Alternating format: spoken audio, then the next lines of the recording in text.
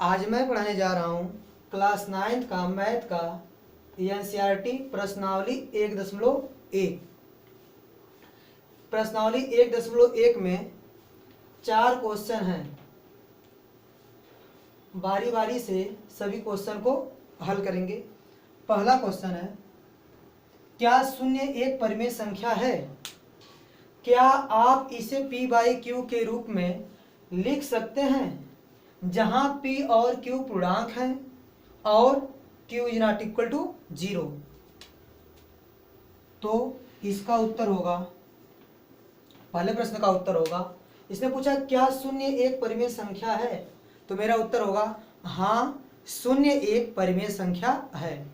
फिर उसके बाद इसने पूछा क्या आप इसे p बाई क्यू के रूप में लिख सकते हैं, तो लिखेंगे कि हाँ, हम शून्य को p बाई क्यू के रूप में लिख सकते हैं। जैसे शून्य को लिखा जा सकता है जैसे 0/1, 0/1, 0/1 का मान भी 0 होगा, या हम 0 को लिख सकते हैं 0/2, या फिर 0/3, या फिर 0/4।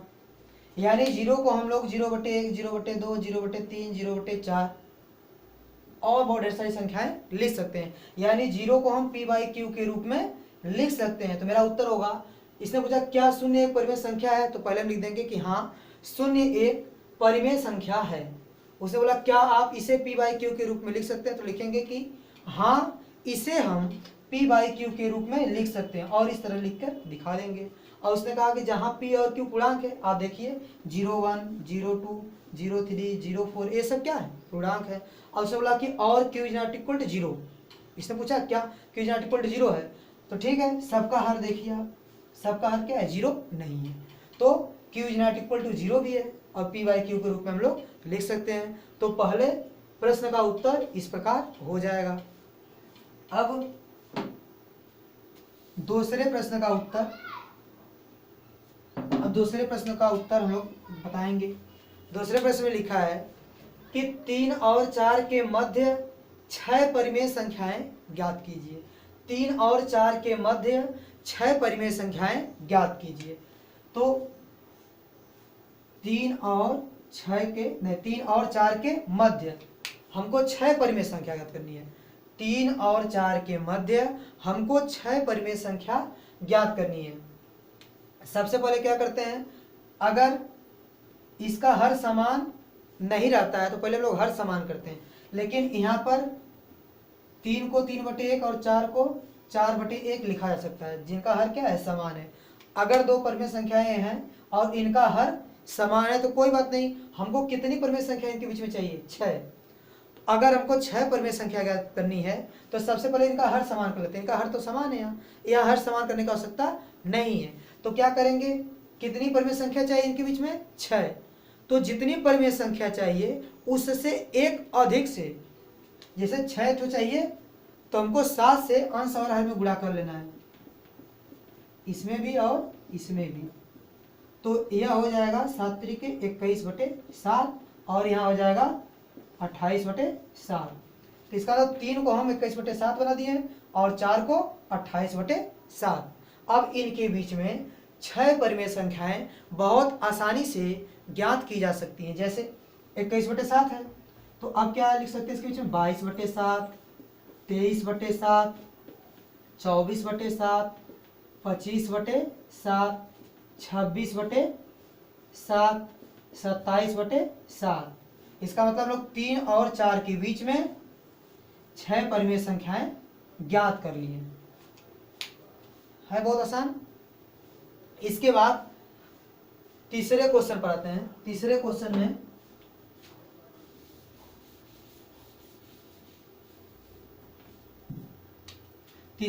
में बोल रहा है कि 3/5 और 4/5 के बीच 5 परिमेय संख्याएं ज्ञात कीजिए।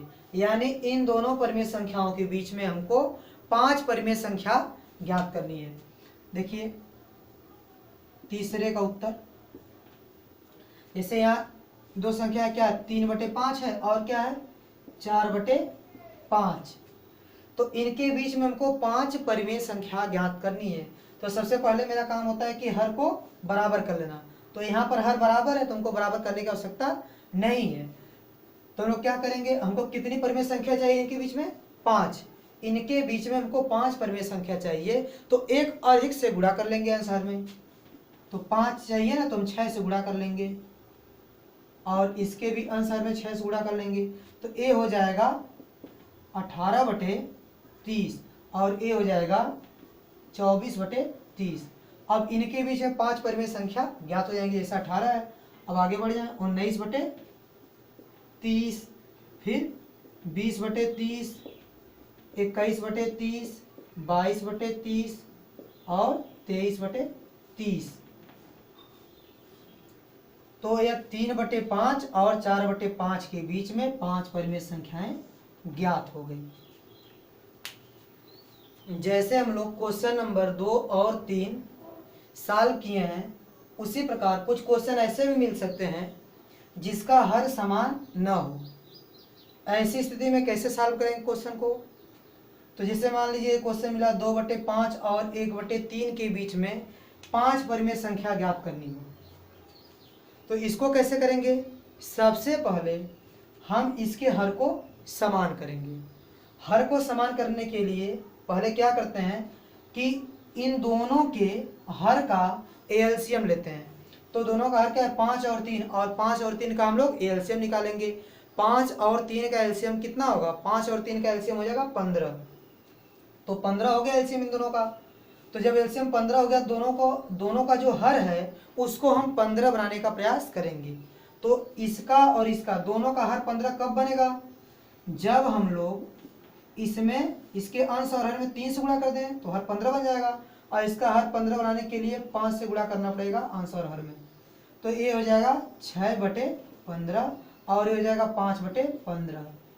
अब दोनों का हर क्या हो गया, समान, और दोनों का हर समान हो गया तो हमको 5 परिमेय संख्या ज्ञात करनी है। तो बहुत आसानी से ज्ञात हो जाएगा कि हमको जितनी परिमेय संख्या ज्ञात करनी होती है इन दोनों के बीच में, हम एक अधिक से अंश और हर में गुणा कर लेते हैं।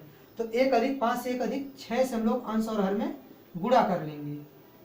यहाँ पर भी 6 से गुणा कर लेंगे, तो यहाँ हो जाएगा 36, 36/90, और यहाँ कितना हो जाएगा 30/90। ठीक है, तो यह छोटा है और यह बड़ा है, तो यह छोटा है और ये बड़ा है, तो फिर यहाँ 30/90 या 36/90, तो क्या आएगा 31/90, 32/90, 33/90।